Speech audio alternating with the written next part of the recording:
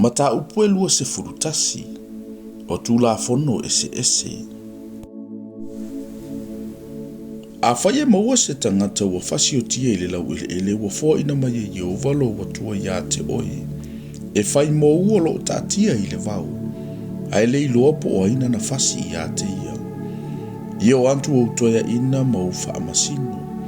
Ma ia lantou fua tia antu o vā o le ua whasi o tia. Ma ai e vangavangai. O le ai fo i e lantai le ua whasi o tia ia ave toia ina o le a ai se po i whawhine. Wana le faise ngā ruenga, wana le toso i le amu. Ia taita ina fo i toia ina o le a aile po whawhine i se alia e tawhe pea. E le ngā lue ina e tangata, e le lulu ina i fo i ni saito.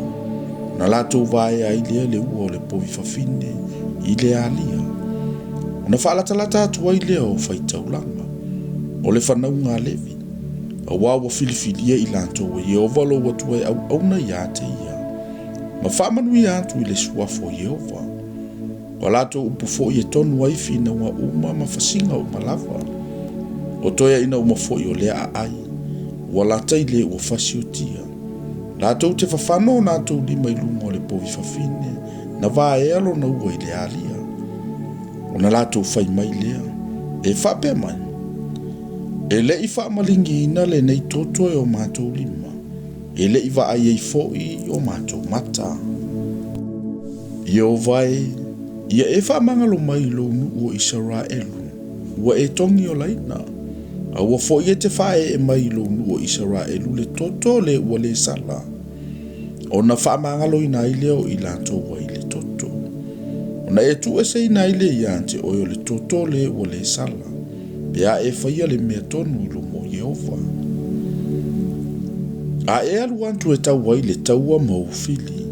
Pe atu ina mai fo i lantou iante o i Yehova lo watua. Ma e ave i lantou o tangata o taua. Ma e iloa se whawhine la le i nā tangata o taua. Wa e manao fo i ai.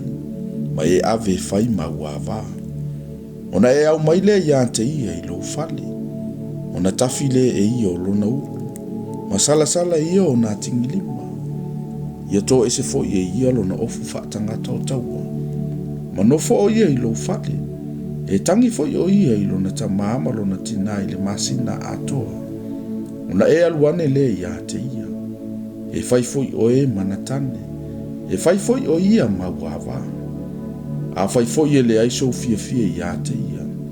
Una e tu ina atu lea o ia sa olo na loto. Ai awa lavane e whaatau ia te ia i tupe. Awa fo i e te whai o ia ma polonga. Awa e whasau noa i a te ia. A whai e to lua a se tasi tangata. Wa fia ia i le tasi, a ino i le tasi. Ma wala whana nau ia ante i o ala tamatane. O le ua ia fia ia i ma le ua inosia. A whai fo i e lua i whanau mai le tama le ua inosia. Ao i le asona te tofia ia na mea o nā tali i. E le mawhai o na avea maulu matua le tama le ua ia fia iai.